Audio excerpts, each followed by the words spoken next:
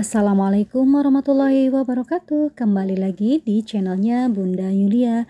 Apa kabar mom semuanya, bunda semuanya? Mudah-mudahan sehat-sehat ya dan mendapatkan perlindungan serta keberkahan dari Allah Subhanahu wa Ta'ala.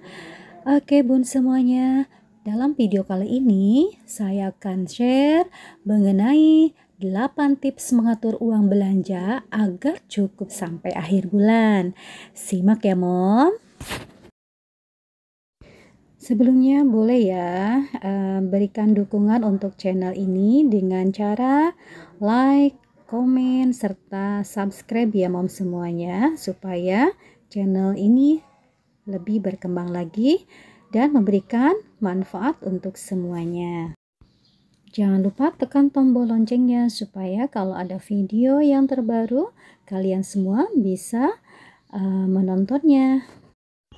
Untuk yang baru datang, Bunda ucapkan selamat datang ya. Mohon dukungan untuk channel ini dengan like, komen, serta subscribe-nya. Dan untuk yang sudah subscribe, terima kasih banyak.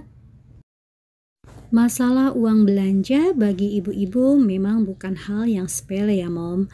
Butuh jurus agar bisa selama sampai akhir bulan. Yalah, kalau nggak diatur sedemikian rupa, bisa habis tengah jalan uang yang dikasih suami. Padahal istri adalah manajer keuangan rumah tangga. Jadi baik buruknya perekonomian keluarga ada di tangan ibu-ibu semua selaku manajer keuangan. Ayo, berarti kita harus pintar-pintar ya mengelola gaji yang diberikan sama suami kita. Nah, sekarang saya mau share nih dan belajar, dan sama-sama kita belajar ya mom ya. Bagaimana sih caranya agar keuangan rumah tangga kita selamat sampai akhir bulan dan sudah tercukupi semua kebutuhan keluarga.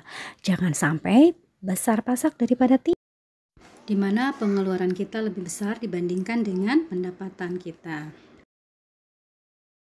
Ya, jangan sampai di tengah-tengah bulan kita sudah kehabisan dana untuk kehidupan kita sampai akhir bulan nanti atau waktu gajian tiba.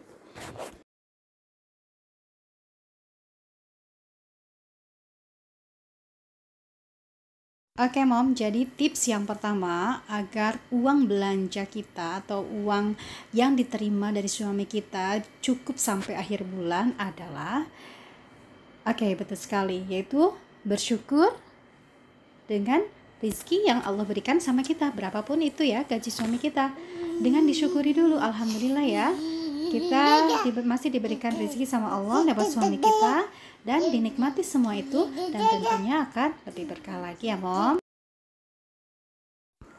Nah, yang perlu diingatkan untuk kita semua, hal yang harus dihindari adalah jangan sampai kita membanding-bandingkan penghasilan kita atau penghasilan keluarga dengan keluarga lain atau dengan tetangga biasanya emangnya.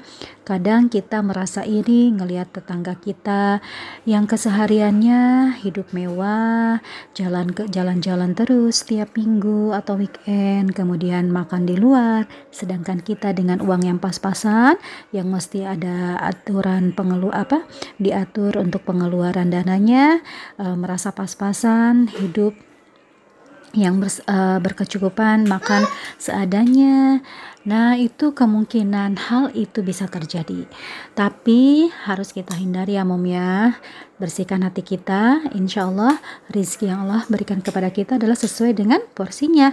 Jadi belum tentu mereka bisa, yang hidupnya mewah belum tentu mereka merasa nikmat dengan apa yang mereka keseharian yang mereka lakukan. Dibandingkan kita menikmatinya dengan penuh kesenangan.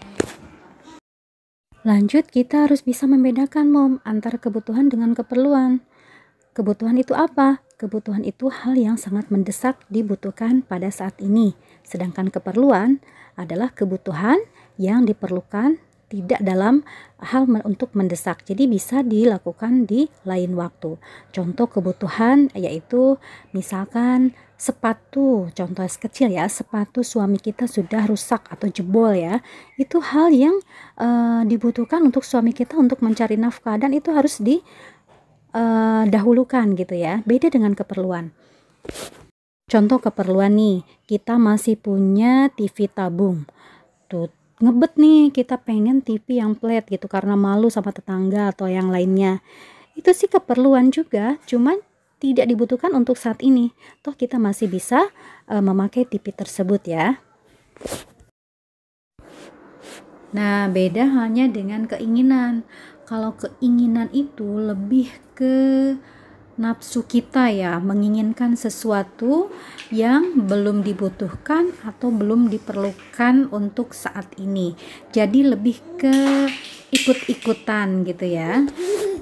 Nah, jadi setelah kita syukuri dan nikmati gaji yang diberikan suami kita atau rezeki yang Allah berikan kepada keluarga kita lewat tangan suami kita, baru kita kelola atau atur keuangan itu. Tetapi ingat dulu prinsip dasar pengaturan keuangannya, Mom. Sebab keuangan keluarga tidak baik itu akibat adanya ketidakseimbangan antara pengeluaran dengan pemasukan, Mam.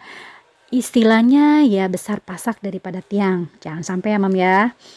Ya, jadi seorang istri itu kita perlu pintar-pintar mengelola keuangan. Dan harus tahu juga, Mom, berapa gaji suami kita ya, Mom ya. Tujuannya yaitu, Mom, biar tidak besar pasak daripada tiang. Jadi kita kelola betul-betul ya, Mom ya. Kemudian yang ketiga adalah menentukan budget belanja bulanan ya, Mom ya.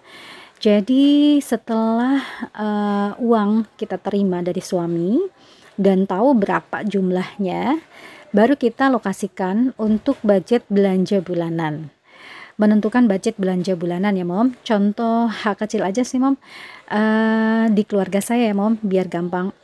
Saya tuh punya budget belanja bulanan itu untuk sayuran Rp800.000 per bulan. Dan untuk belanja kering atau kebutuhan yang lain seperti minyak goreng, persabunan atau perlondrian itu Rp750.000. Nah, di samping kita menentukan budget untuk belanja bulanan, tentunya kita harus sisihkan terlebih dahulu kebutuhan-kebutuhan pokok seperti bayar listrik, bayar PAM, kemudian biaya sekolah anak, dan lain sebagainya ya, Mom ya.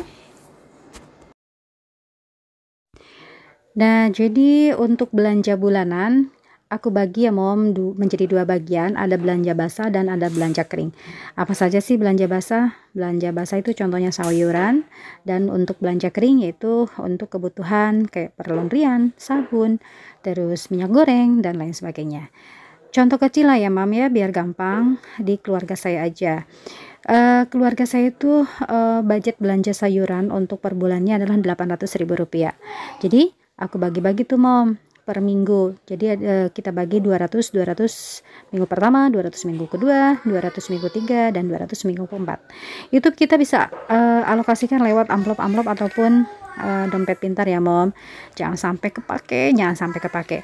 Terus dalam satu kali seminggu itu harus cukup Rp200.000 ya.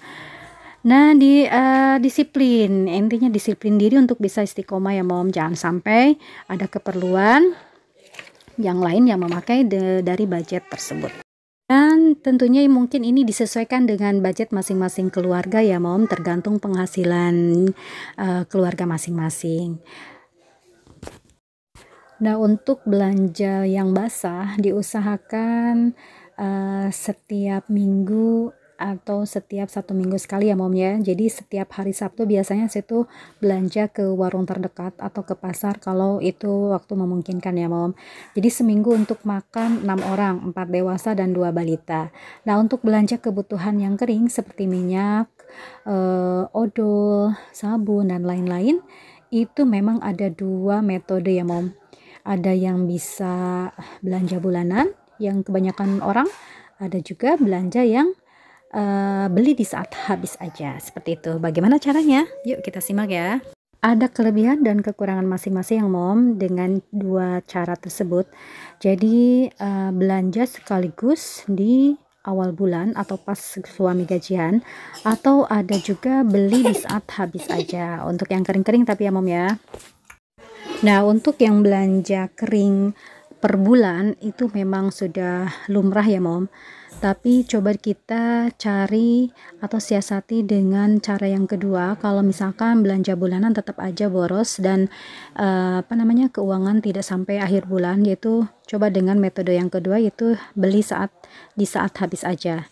Jadi kita bandingkan. Kalau misalkan kita beli bulanan, terus apalagi ke mall ya, itu pastinya kita akan tergiur dengan barang-barang atau benda-benda lain yang pengen kita beli ya mom ya. Contohnya aja misalkan kita tadinya mau beli ABC aja, ternyata DF juga dibeli. Atau mungkin karena lihat promo-promo yang cantik ya mom, misalkan harga minyak goreng lagi murah nih, otomatis kita beli sekaligus ya mom ya, dan itu akan menguras pengeluaran kita dan kebutuhan yang lain akan tertunda seperti itu. Jadi dalam hal pemakaian juga, jadi mentang-mentang kita udah lagi masih banyak stok, itu biasanya pemakaian dengan seenaknya aja. Beda dengan kalau misalkan kita punya belanja setiap kali habis, itu kita tahu aduh sabun mau habis nih, sampai dikocok-kocok aja, sampai dikasih air itu masih bisa dipakai ya mom ya. Beda dengan misalkan kita punya stok banyak dan itu pemakaiannya akan boros mom. Beda halnya seperti itu. Nah, yang keempat adalah survei tempat belanja atau kita cari informasi nih lewat tetangga. Biasanya yang kira-kira harga murah barang di mana ya, atau kita cari tahu informasi ke teman yang harga termurah di mana ya. Jadi survei tempat belanja sekarang kan udah banyak ya, tempat-tempat belanja seperti mall, supermarket, minimarket atau grosir-grosir gitu. Biasanya suka ada harga yang diunggulkan untuk setiap tempat belanja.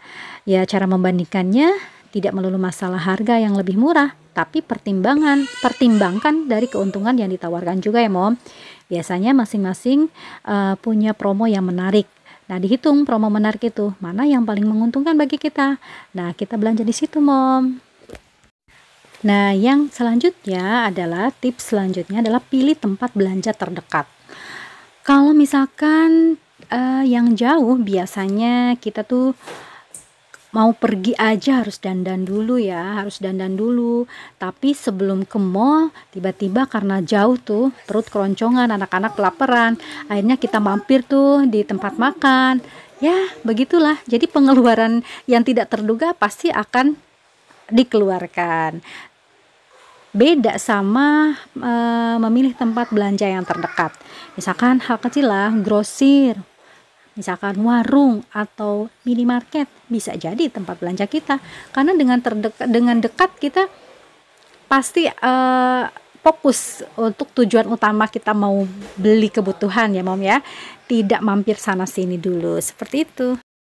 Nah, yang ketujuh, bagaimana sih cara mengatur uang belanja agar cukup sampai akhir bulan? Pilih tempat belanja yang tidak terlalu besar mom, misalkan mall, supermarket, atau yang lainnya. Kenapa jangan di tempat yang tidak terlalu besar? Yang pertama adalah biar hemat mom. Jadi sebetulnya kalau kita ke mall kan tadinya mampir sana sini dulu, otomatis pengeluaran juga bertambah. Nah, kemudian lihat diskonan, ada keperluan A, ternyata kita belinya keperluan untuk B. Kemudian lihat misalkan untuk Pampers nih lagi promo A, kemudian kita bandingkan dengan yang biasa kita pakai, yang biasa anak kita pakai, jadi kita bingung di situ. Nah, yang kedua, biar tangan tidak culametan mom. Biasanya tuh di eskalator kan banyak cemilan-cemilan mom yang tinggal ambil ya, otomatis tangan kita gergetan nih, nakal nih, atau misalkan anak trengek nih, pengen ini pengen itu, akhirnya dibawalah, masukin ke keranjang, dan itu akan menguras pengeluaran kita juga. Nah, yang ketiga, biar ringkas memilihnya, tidak membingungkan, karena melihat begitu banyak perbandingan antara barang A dengan barang B, jadi kita bingung di situ ya mom ya. Nah, kemudian yang terakhir yaitu bentengi diri dari godaan diskon atau promo. Jadi ya gitu, intinya kita tidak mesti belanja ke mall atau ke supermarket ya, karena di situ banyaklah godaan diskon sama promo. Yang tadinya kita tidak butuh akhirnya menjadi keperluan, yang tadinya tidak pengen akhirnya jadi keinginan. Seperti itu Mom, semoga bermanfaat dan membawa keberkahan buat semuanya. Dan mohon maaf atas segala kekurangan saya. Wassalamualaikum warahmatullahi wabarakatuh.